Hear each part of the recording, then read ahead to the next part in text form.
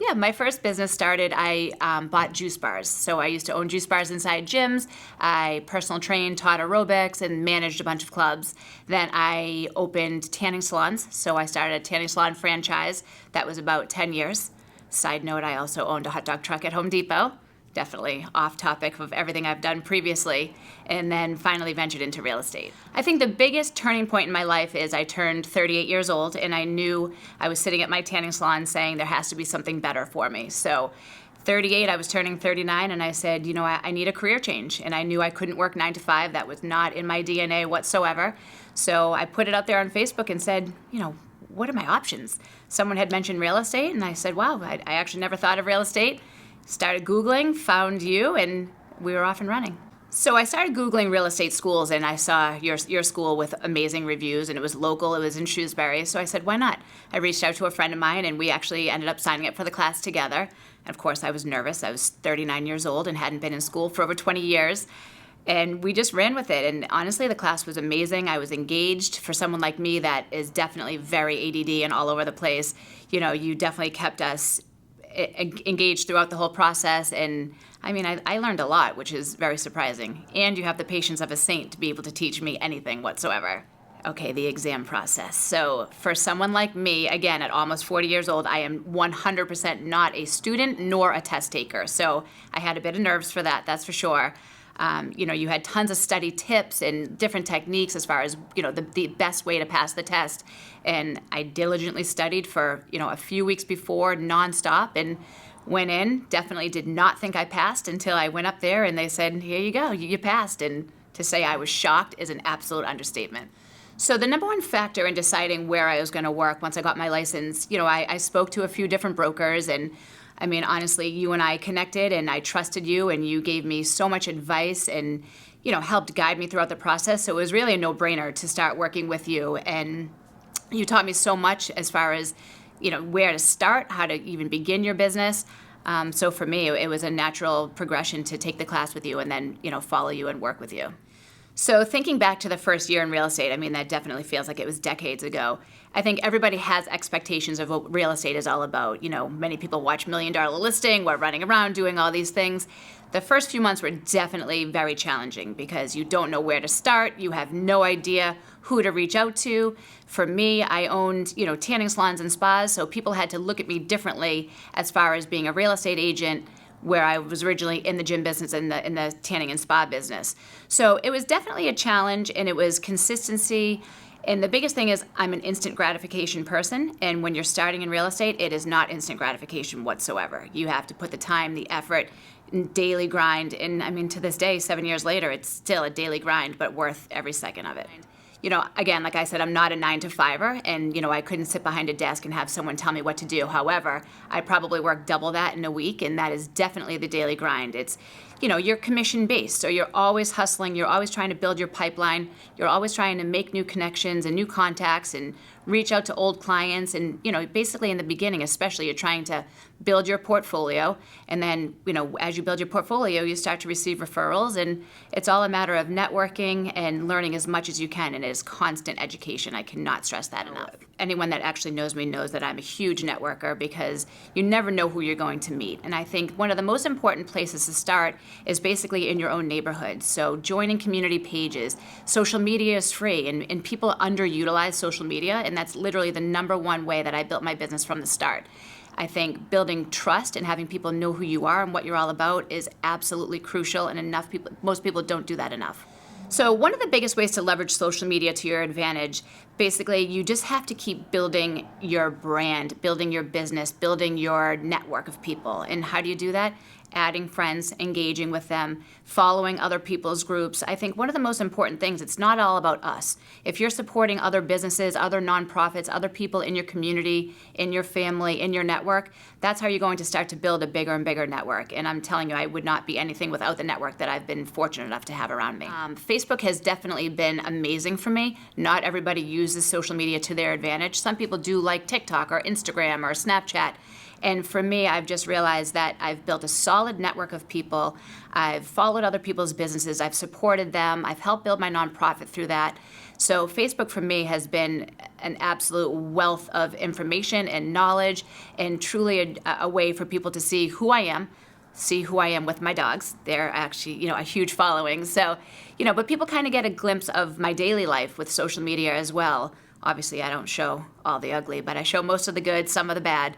But I think the biggest key in building a solid network is trust.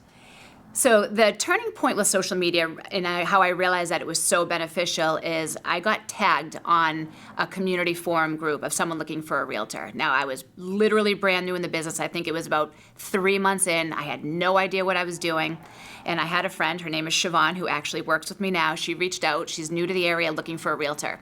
So I reached out right away and we just started chatting, and she was very clear saying to me, I'm not ready to buy yet. I might be ready in the next 6 months. And my whole point of that was no problem. I'm here to build a relationship and I'm here to answer your questions. And we just hit it off. And literally we looked at a few places. It took her 1 year to buy a property. And a year later she came back to me and said, I'm ready to go. She bought a house. A few years later she came back to me and she said, I'm thinking of opening a business, leaving my corporate job. Can I get some advice from you? I said, why don't you sell real estate? Literally, she got her license about a month and a half later, and she's been working with me ever since. So as my real estate journey continued, I worked at actually 2 different spots, and I just kept feeling like there was something more, there was something bigger and better for me. So I actually had a rental listing, and it was a pizza place that I used to frequent, and he said, hey, I have a commercial spot next door. Can you rent it out for me? I said, absolutely.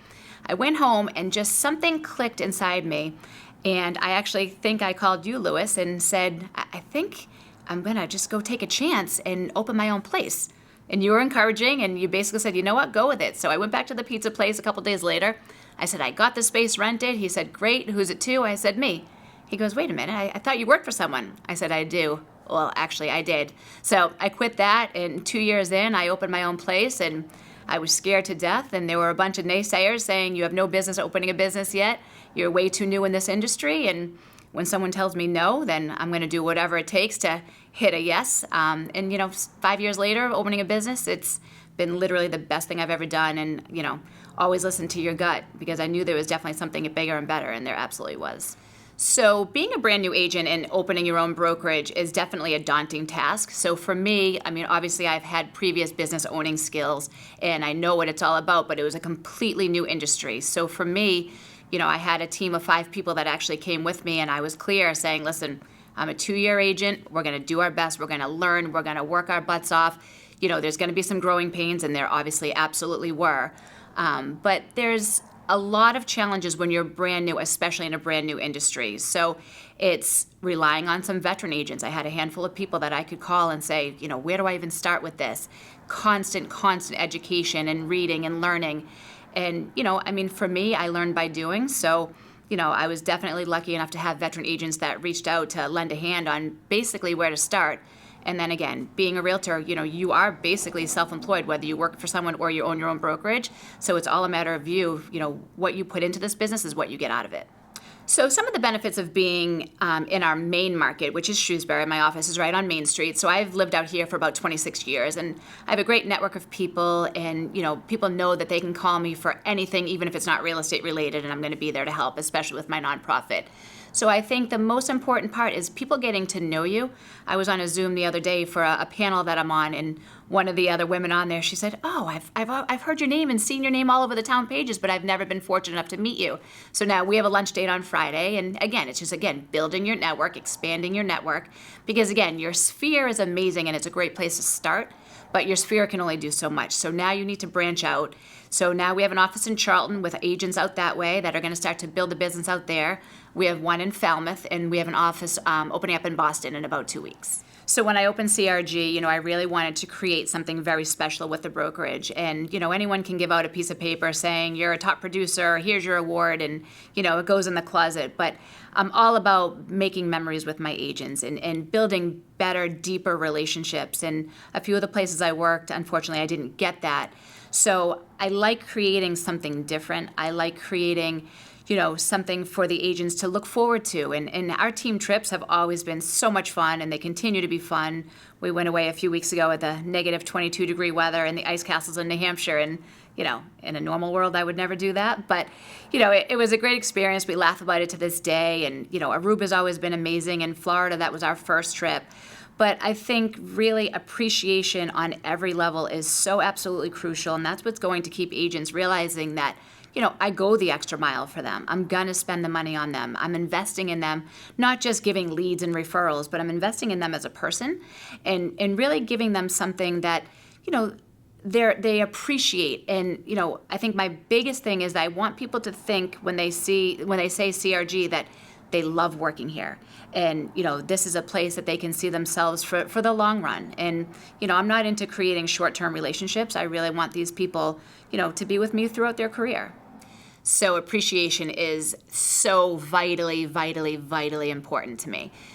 These people are helping put food on your table. Obviously, we're helping them as well. But if you don't show your agents that you care about them and do the little things for them, they're going to wake up one day and say, well, what am I doing? I'm making these people money and they're not doing anything for me. So, I love to do lunches or dinners and outings and team events. And, every month I try to think of something new and fun that we can do as team building and bring the team together.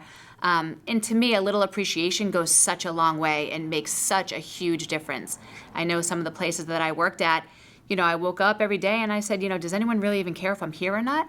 I never want someone to feel like they're just a number. I mean, I truly consider everybody here family and I treat them as such, and we all have different relationships. But to me, it's the little things, just like your personal relationships. If you don't show that person that you're with that you appreciate them, eventually they're going to get to a point where they say, what am I doing here? So as far as delegating, that was definitely one of the biggest challenges for me because, as we've talked about, this is your baby. This is what I want to be my career for the rest of my life. I didn't want to make any mistakes. I didn't think anyone could do the things that I do. Then as we started to grow, we got through year 1, we got through year 2, and we started gaining a lot of followers and building our network and, really making our place in the market. I realized there is no way I can keep this speed up. I was working 7 days a week, all day, every day. And, I knew there was a better way. And, watching other successful business owners, I would just watch and I would try to learn and study what they do. And I definitely learned a lot and realized I just needed to find a few like-minded people that got it, that I could trust. Because again, for me, trust is literally the most important part of any relationship that I have. And, the right people came into the office, they proved themselves, they wanted to take on more responsibility, and they knew that with that, they would be making more money, getting more referrals, really enjoying the business. So, I have a great team now that literally is, all about CRG, all about the business, building our brand, and, they have made a huge difference and really helped us to scale. Now we have 3 additional offices and, 20 agents, and it's really proven that, you can't do it all by yourself, so finding the right people is definitely a necessity. So setting boundaries was another huge challenge for me because basically from the beginning, I've always answered my phone. I've always been readily accessible for anyone at any time. And it's funny, even to this day, if I don't answer my phone for about an hour, my agents start to get nervous thinking something happened to me. So, I've definitely learned over the last few years that, if I'm away for a weekend, I just make it clear, unless something is burning down, please just give me 24 hours to myself. It doesn't always happen. I always check in, but again, this is my baby. This is my passion. This is me. So, for someone in my position, it might be a little bit different than an agent that can say, hey, listen, I'm going to take the day off. I was talking to one of my agents this morning and she desperately needs a day off. And I said, listen, you're going to burn yourself out and it's not worth it. So I'm hoping she still has had the day off. I made it clear to my team that no one is to bother her to give her an actual day off. And, that is definitely one of the challenges in real estate to try to figure out that fine line of balance. And, when a client needs you, for me, I always make my clients feel like they're my only client. And that's what people like. And that's the service, the level of service that I expect personally. And I know my agents do as well. So in this day and age, this world is definitely a different world than when I grew up, in the 80s. And I've definitely had a few scary experiences, to be honest. And, I think the biggest thing is you want to market yourself. You want to have your name and face recognized by putting it out there. But unfortunately, not everybody's out there for the right reasons. And I'll never forget this gentleman that, saw me online and then just started calling incessantly. And he kept saying, I know where you're at, your house, your work is, and I want to come by and I want to meet with you. And it was just such a red flag because I remember in real estate school, we talked about agent safety. And, I'll never forget some of those stories where women agents were murdered meeting someone online and they brought them to a showing and, unfortunately their lives were taken. And, that's the world we live in. So you can never be too safe. I don't let any of my agents do an open house alone, especially the women. It's vitally important because I always say we're like a sitting duck. You're telling the whole world, hey, I'm at this house from 12 to 2 today. Come see me. You never know who's going to show up. So you can never be too safe in this day and age. If someone meets me online, I make them show me a copy of their license. I met some agents the other day, and, I wouldn't know him from anything. So I asked him to send me, a picture of his business card, and he sent me his LinkedIn and his business card. So I felt much better about meeting him because I could see where he worked and saw that his, name and face matched. But I'll never forget when I first got my license, I think it was about 3 months in, a gentleman found me online and said, I want to go to this foreclosure, and it was in like Paxton. And I was like, great, I have a lead, I'm ready to go. And I was so naive to this, and I'm so thankful that he ended up being normal. But he said, let's go to the basement, I want to check out, the electrical panel. I was like, great. Walked down there, and I realized that I'm in this abandoned house with a guy from the internet, and he is saying he's an investor. Thank God he ended up being normal. But that is a situation that could have turned very ugly very quickly. And especially nowadays, agents need to be completely diligent and know who they're dealing with. Or, like I say, always call me because my team always brings me to listing appointments or showings with someone that they don't know. So charity has always been ingrained in me, and I did charity years and years before getting my real estate license. But I realized that once I got my real estate license, that literally everybody I knew had their real estate license. So I was trying to think of ways that I could combine my two passions, real estate and charity. So one night I was thinking of a way that we could grow the nonprofit even more. So as I opened my real estate brokerage, we decided to become a 501c3, which is definitely a task in itself. But I was trying to figure out a way to bring my agents to give back more. So we have a tagline called giving back one sale at a time. So after every sale of condo, rental, single family, whatever it is, we donate a portion of our commission to a charity in our client's name. So not only do we do our separate events, but basically this is a way for our clients to pick their favorite charity. We make a donation in their name, and it's just a win-win situation. Our biggest thing was just trying to find our niche in this industry instead of just being, another realtor. So how did we come up with the name, the Kindness Coalition? It was definitely a little bit of a task because there were so many names that we wanted that were taken. But my volunteers and I just sat down, and literally we're all about kindness and trying to help our fellow man and woman or animal.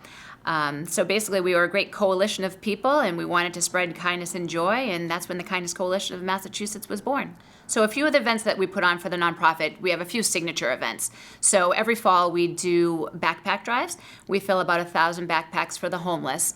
My biggest point of the nonprofit and these events are to bring the community and especially the kids together.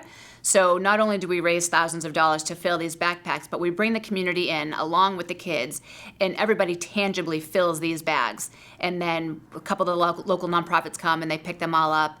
And it's just a great day of the community coming together, everyone working together, complete strangers trying, to come together for the greater good. So it's always a great day for, the homeless. And then in the spring we do for DCF. So we basically fill another 1,000 backpacks for kids in foster care, because one of the sad stories that I heard that prompted me to start this was sometimes when kids are pulled from their home in like an emergency placement, they literally have to throw whatever belongings they have in a trash bag. That's heartbreaking in itself. So we basically wanted these kids to have something of their own while they're trying to figure out being in a foster home and process all of that. So we make those extra special for the kids. And then every Thanksgiving, we fill about 300 baskets with a complete Thanksgiving dinner. And then for the holidays, Christmas time, we do what's called Fill the Bus. So we have a big, huge vendor event to promote local businesses, and then we collect thousands of toys to give out for Toys for Tots and local families in need. I think one of the very special things about the Kindness Coalition is that we're always here, not just for our signature events, but literally when anything bad may happen or someone may need us in the community. So for me, I definitely have a hard time scrolling over a post of someone in need or an animal in need. And I think the most important part is I have so many people that are willing to help at any time of the day.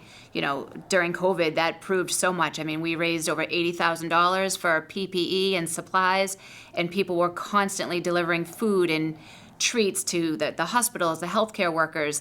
So my biggest thing is everyone knows I cannot say no. But I think, it's crucial for us to help our fellow man in need, because I think we've all been there. And to know that there's someone there on the other side with no judgment that's truly ready to help you get out of whatever bad spot you're in, that's one of the most special things about the people that are volunteers for the Kindness Coalition. So getting into animals, and as anyone knows, I am absolutely obsessed with my dogs. I've rescued, I've adopted, I've helped get thousands of dogs adopted. As far as when it started, I try to think back, and probably about 20 years ago, I had a friend reach out. She needed to rehome her dog. And I put it on my Facebook page, might have been 15 years ago, and I said, this dog, someone needs a home, he needs a home. Can someone help? I had never done a rescue before. My friend Sharon, she said, I'm ready, I'll adopt him. And I said, wow, really? And from there, all of a sudden, people started reaching out, hey, this dog needs a home, can you share it? And it just spiraled, and everyone was going to my page to see what adoptable dogs we had. And then I got into rescue, which for me, it was way too heartbreaking. I mean, I will always donate, I will always support, but being in those trenches day in and day out and seeing what happens to these poor innocent animals was probably one of the worst things. And for me, as an empath, I would take that home and just dwell on it day in and day out. And I knew that this was not something I could sustain. But, as far as my two guys, I have two golden retrievers. They were actually both rescues as well. They are by far my passion. They are my kids, as everybody knows. But I think that, especially in the animal rescue world, there are not enough homes. There are not enough people that are supporting, the local shelters. All of my rescuers just work diligently day in and day out, and people don't know what goes on behind the scenes. So if you've ever thought about opening your home to a rescue dog or a cat, or any other animal for that matter, you can always reach out to me to put you in touch with the right people. Or if you're looking for something specific, I have a ton of resources for that. And, again, there's not enough people that can step up to open their homes to a foster dog or cat. So talking about Hooch, so he was my cane corso, how he came into my life. So I had just lost my boxer, and I knew that I was not ready for another animal full-time. Well, I thought I wasn't ready for him. So my girlfriend called me and she said, hey, listen, I know you don't have any dogs right now, and I know you're not ready. However, there's a dog that is literally going to be euthanized tomorrow. Can you foster him? I knew nothing about him. I didn't know his picture. I didn't know anything. And I said, of course. What's the detail? What are the details? So poor Hooch was being walked into the euthanasia room when we were actually able to grab him. He came from New York. He was in an abandoned building all by himself. So lo and behold, he comes to Worcester, and he's a humongous black cane corso. For those of you that don't know what he is, he looks like the Hulk. He jumps in my car, stands behind me, and I was like, oh God, now what? So he was the coolest dog. He just did his thing. He was so happy to be rescued. I think, the true testament of a rescue dog is we were in bed one night, and he falls off the bed repeatedly. So that just shows that he was never on a bed or in a home. I don't think he had a lot of scars. Looking at his before and after pictures were truly the most amazing thing I've ever seen, and I share it every year when it pops up on my Facebook memories. He was this broken, dirty, scarred dog, and of course I put a lot of weight on him, and his coat was shiny, and he was happy, and all he wanted to do was rip down my trees and roll around in the dirt. And, that shows just how truly, thankful dogs are when they know that they're safe. And, we literally rescued him hours before being put to sleep. So the best transaction I've had, luckily I've had a bunch, but again, I was a newer agent. I think I had just opened CRG, and a friend of mine, her dad was selling his home. It was on the market for 2 years, and nothing was happening with it. And he said, I'll give you a shot. What do you think you can do? So here I am, still naive. It was a huge house in Shrewsbury. It was actually the largest house in Shrewsbury. It had an indoor pool. I said, let's just make a fun event where we do giveaways. We have a pool party. We have food and candy and, popcorn and all this stuff. And we had a ton of agents come out. And it was a fun way for me to see and meet all these other agents that I never knew. And lo and behold, we got this house sold after sitting on the market for 2 years. And I mean, I would say that I was definitely shocked on that one as well. But, not only is it a good way to build your name, but it's a good way to go above and beyond for your clients, not just because it's $1 million home. We do the same for any size home, any price point. But it was really fun to see that, a new agent could make something happen, especially, for something that had been sitting for so long. So asking me if I would ever do this again, I would 100% do this again. I think, for me, this is just such a perfect fit. It works so well with my lifestyle. It is, building relationships with people.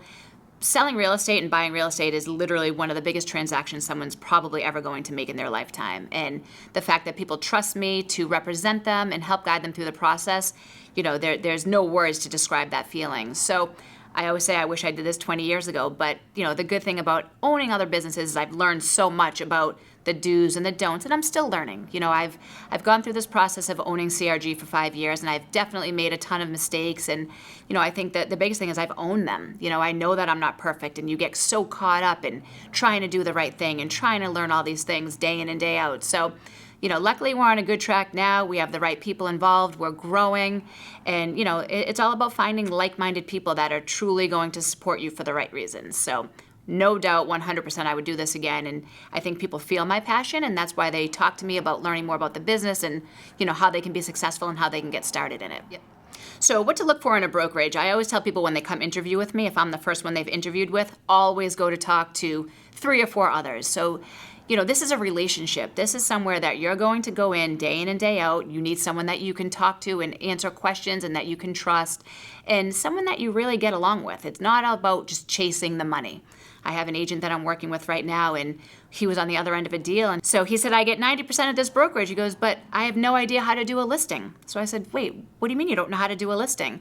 He said, I was never taught that. I just hang my license and I have to figure it out.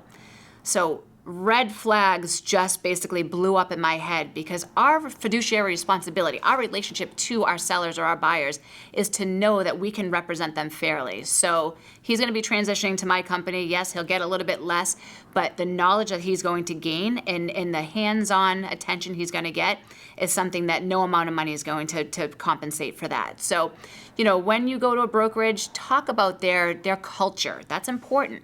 Is it all training? Is it hands-on? Is it, do you have a mentor? What is it all about? What are you going to get to be a part of that brokerage? And you need to figure out where you feel the best, where you're the most comfortable. And, I've had agents leave my office and come back. And to me, my door is always open, because I always say, if you think there is something better, 100%. We're not the best brokerage out there. We're the best for the people that get it and are truly invested in it. But if you want to go see what's out there 100% and you want to come back, we'll welcome you with open arms. I never want someone to feel like they're missing out on something, but I know what we have to offer. I'm confident in what we have to offer. But again, it's not for everybody. So why should someone work with me? And that's actually a great question. And we get that a lot. So when we do interviews, I always ask the agent, why do you want to work here? I think learning from other offices and, the places that I have been, I've realized that I really love that one-on-one attention. And, I do this, again, 7 days a week. My phone is literally on 24 hours a day. And having that support is so absolutely crucial. Like I said, when I first got my license, I was in an office completely alone. I said, there's got to be something better here. What am I doing? And I didn't even know how to write an offer. And thank God for Lewis. I'd grab him every day. He'd come in the office. I'm surprised he didn't hide from me after a while. But, you need that. When you're brand new, you want to know that there are people there every step of the way. And, again, we're something bigger as far as having the nonprofit component. We just did an event at the Railers. I rented a suite. Everyone brought their kids. We really are a family-driven business, with all the events. The kids are welcome. So, we have our family time. We have our adult time. We have our one-on-one. We have a lot of training. We have a ton of networking opportunities. So if you're looking for something that's small where you're not just a number, then our office might be a perfect fit for you. So if you want to get in touch with me, you can always find me on social media. You can add me on my personal Facebook page, Andrea Castinetti, or you can email me at andrea@homesbycrg.com, or you can just Google Castinetti Realty and you'll find us. So one of the Castinetti secrets, and I don't like to give out many of my secrets, but I cannot stress enough about building your network. If no one knows who you are, and then you start to post about yourself and they say, who is this person? You need to gain a following. You need to build your network, but you need to build it organically. I always say to my agents, do not throw up real estate on social media. Constantly posting about the market or a house or whatever. You need to build that trust with people. You need to find some common ground and build rapport. So my biggest thing is social media is free. Find out what you like regarding Instagram, Facebook, or anything and run with it. And again, we can teach you how to be successful. I can't give out all my secrets on how to do that, but when you join the brokerage, we'll teach you definitely how to get there. Okay. So this year I decided that I'm going to take a step back from selling. I'm still going to be selling, but I'm going to give out more referrals to my team, and I'm going to start venturing off into different areas of real estate. So I decided to start a podcast because I've realized when I'm in the car all the time, I love listening to podcasts. I learn so much. So the Real Talk podcast with Andrea Castinetti is all about real estate. It's also bringing in other agents from other brokerages, bringing in other industry professionals, and getting real life stories from who they are. Lewis and AJ Bruce will be on next week talking about real estate school and how to get your license. I get so many questions every week privately on my Facebook page that I figured if this person has a question, I'm sure there's, many more that have this. So the podcast is just a fun way for us to get some information out there. It's also a community connections group, so we're going to be interviewing nonprofits and influential people in the community that make a difference. So it's a fun way to network with other people, get some fun information out there, and let people see real life stories. And for me, that's the type of learner that I am. I like to hear people's stories. I like to learn from what they've experienced and really learn from their mistakes. Actually, that's funny. So the other day, someone said to me, I knew you when. And it made me just sit back and laugh, you knew me when. And I thought about that. And I realized that, I came from running a juice bar, making protein shakes, and then a hot dog truck. And now I'm in a career that I absolutely love, looking to open my 4th business. I have a team of 20 and growing. And, for me, I don't like to talk about success per se. But looking back, I'm truly proud of what we've built, and I'm looking forward to the future. And again, people don't realize the blood, sweat, and tears that go in and day out. And having so many people, telling you that you're never going to make it sometimes just makes me look back and say, well, we made it, and we're on our way to making it more.